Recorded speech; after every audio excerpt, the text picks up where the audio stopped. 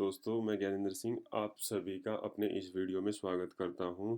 दोस्तों, आज के इस वीडियो में हम यह देखेंगे कि हम अपनी सोसाइटी का ई ऑडिट कराने से पहले समिति स्तर पर किन-किन रिपोर्टों को हमें डाउनलोड करना है और उनका एक बार हमें ओवरव्यू करना है, जिससे कि ऑडिट में हमें कोई समस्या ना आए और ऑडिटर के हैंड पर हमारी सोसाइटी का ई ऑडिट जल्द से जल्द हो जाए। तो उसके लिए आपको मेन जो देखना होगा, फैस में जाकर डैशबोर्ड से आपको रिपोर्ट में जाना होगा। जैसे मैं रिपोर्ट में गया हूँ। रिपोर्ट में जाने के बाद यहाँ पे opening trial balance, before day and balance sheet और आफ्टर डे एंड जो बैलेंस शीट है वो इम्पोर्टेंट है, तीनों रिपोर्ट ना। तो पहले हम ओपनिंग ट्रायल बैलेंस निकालते हैं, इस पर हम क्लिक करेंगे। जैसे मैं एग्जांपल के तौर पर आपको एक सोसाइटी का ओपनिंग ट्रायल बैलेंस निकाल कर दिखाता हूँ।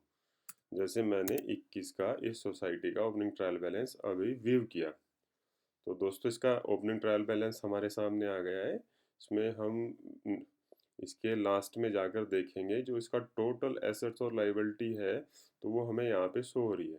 तो यहाँ से हम इसको कॉपी कर लेंगे कंट्रोल सी के द्वारा। कॉपी करने के बाद फिर हम इसमें रिपोर्ट्स में आएंगे। रिपोर्ट्स में आ गए हैं।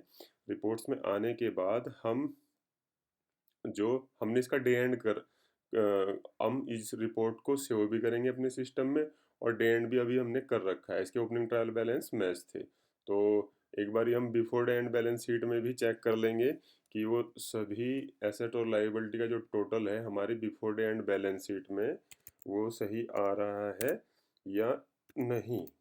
तो उसके लिए हम 31/3/21 पे ऑल ब्रांचेस की जो हमारी बैलेंस शीट है, balance sheet before day and, वो निकाल लेते हैं। मैंने व्यू किया तो यहाँ पर लायबिलिटी और एसेट्स आ गए हैं, और ये इसका यहाँ पे ग्रांड टोटल हमें इस साल का शो हो रहा है।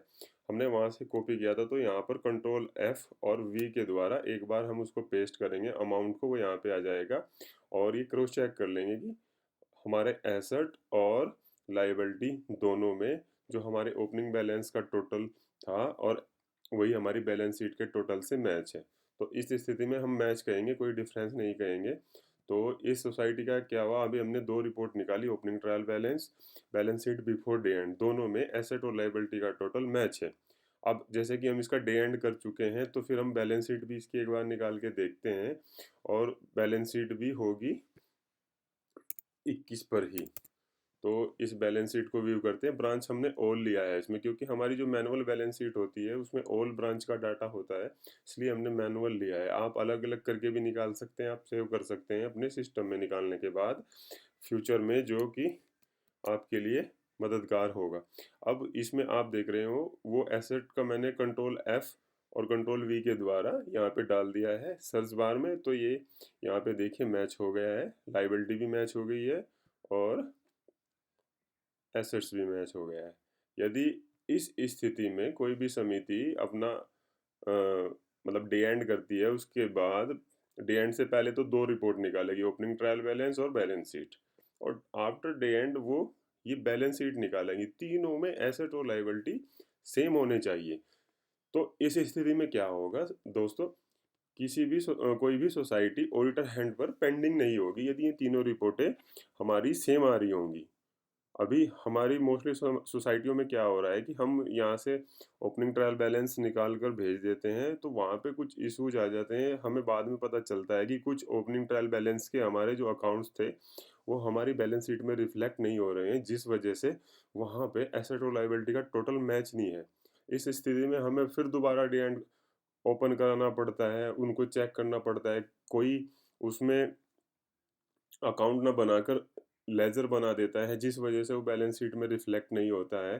तो इन चीज़ों को यदि हम समिति स्तर पर ही पहले ही देख लेंगे और उन्हें मीट आउट कर लेंगे, तो ये हमारे लिए बड़ा अच्छा रहेगा, और हम समयांतर्गत सभी सोसाइटियों का ई ऑडिट का कार्य भी कंप्लीट करा पाएंगे। तो धन्यवाद दोस्तों, नमस्कार।